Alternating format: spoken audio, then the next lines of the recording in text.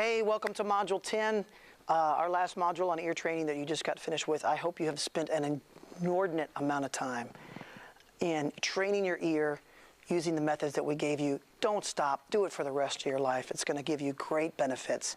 Now, ultimately, our music is designed to be done with people.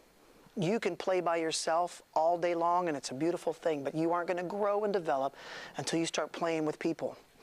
That means you've got to communicate your musical ideas. And some musical ideas can be communicated only through the ear.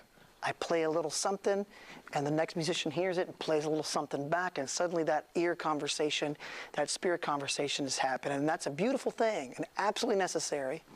There's another side of it, though, where we want to be able to communicate maybe more complex ideas than we can just get across with our ear. Maybe we want to communicate our song that we wrote, so we're going to have to write out a chart that we can hand to somebody and say, here's my song. Now, most charts that are done in worship circles, you guys have all seen these, they are basically words with chord symbols atop them. This isn't bad. This gets us down the road. But I would say that this is a very inefficient system. This is a system that we've come to because it's easy and because it gets us down the road. But we're not going to settle for that system.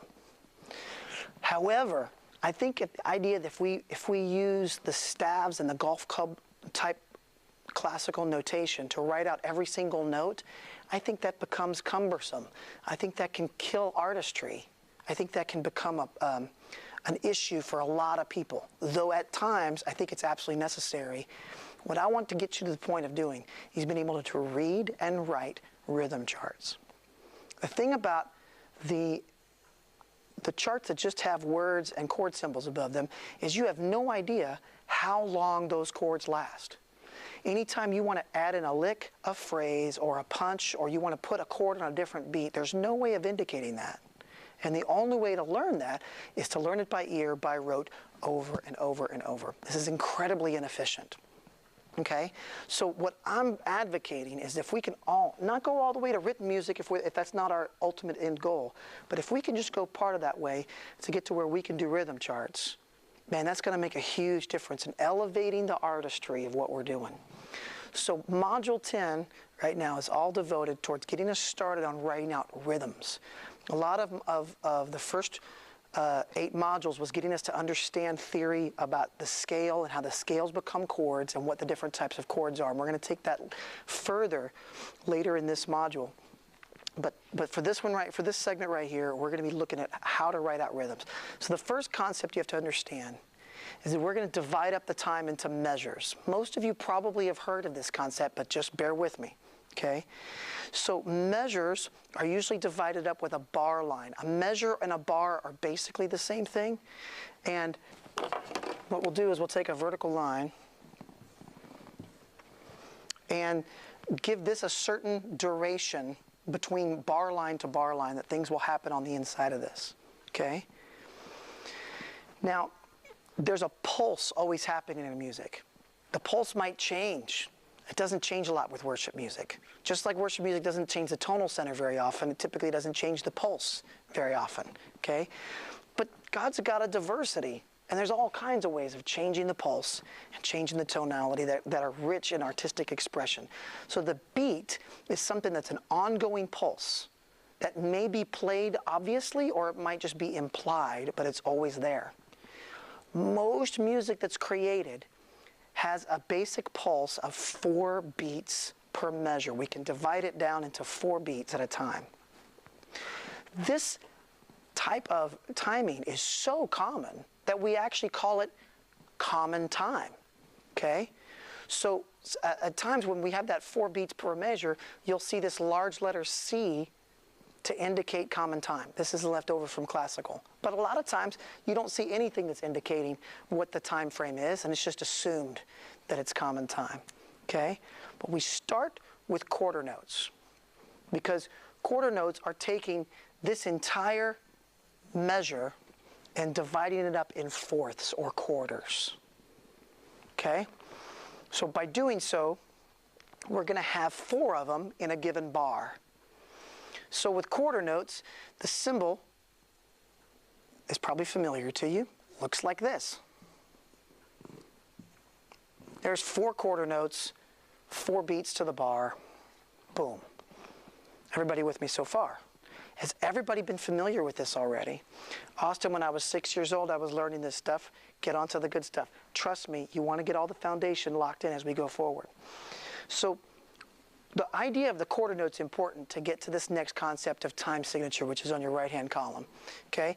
This common time is also known as 4/4.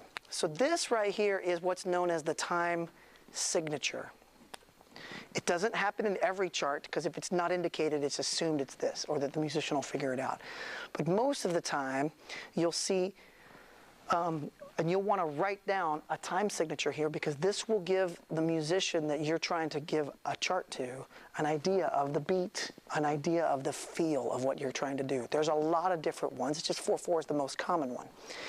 The top note tells you how many beats are in a measure. Again, most commonly 4.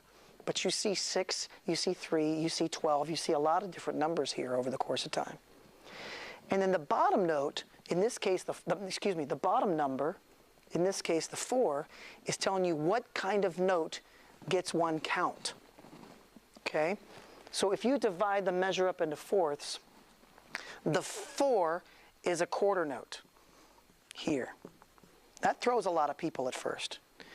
Because if you put an 8, let's say, here's another example time signature. 12 beats in the measure, and this, an 8th note, gets one count. Okay? That can throw some folks because the 4 is a quarter, but it's 4 meaning like 1/4. 1/4 is a quarter. Does that make sense? Okay, so if the bottom number is a 4, it's a quarter note. Top number 4, it's 4 in a measure. Now, what also gets indicated is notes that are not played. Miles Davis famously said that it's the notes, it's the silences between the notes that says the most. So if I wanted a musician to play a quarter note and then rest for the duration of a quarter note, I would use this little symbol there, and you'll see that a better version in your notes because my handwriting's horrible. Okay? This is a quarter note, a quarter rest. But you'll also see the quarter note, you'll see the quarter note with the stem going up. If it's going up, it's always on the right. If you ever see somebody doing this, they just don't know what they're doing. Don't ever do that. That's bad, that's wrong, it's inappropriate. Okay? Okay? If the stems are going down, they go down from the left side. Okay? Now, this is left over from when we had the staves. And if you had a note down here below the middle, you would take the stems up. If you had a note above the middle, you would take the stems down. If you had a note on the middle, that was optional. So that's what that was for. Okay? Usually the stem up and stem down, it doesn't really matter as long as you make it readable. Okay? That's the whole point, is making it easy to read, easy to understand. Okay? So then you'll look on page 14. You'll see it keeps going from there, where when we go to subdividing the quarter note, this is going to now be one full measure, and we're going to do 4 quarter notes. We just zoomed in a little bit. Now, those can be divided. If I want 2 notes to take place during the one beat, if I want one beat to happen and I want 2 notes, 2 even notes in that, then I go to what's called an 8th note. I've subdivided the quarter into 8th. And they look a couple of different ways. You got a flag, if you just want one. But if you start putting some of them together, they do what's called beaming.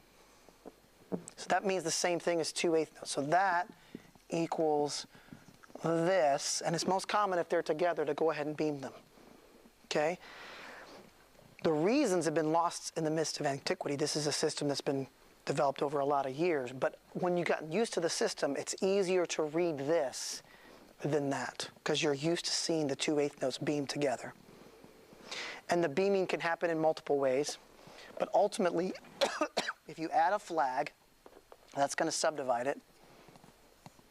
Excuse me. Let's say I do, let's say I do this and an eighth rest. Now that's going to comprise a total of 1 beat, because this is half of a beat and that's half of a beat. Same distance. Here I'll put a couple more eighth notes.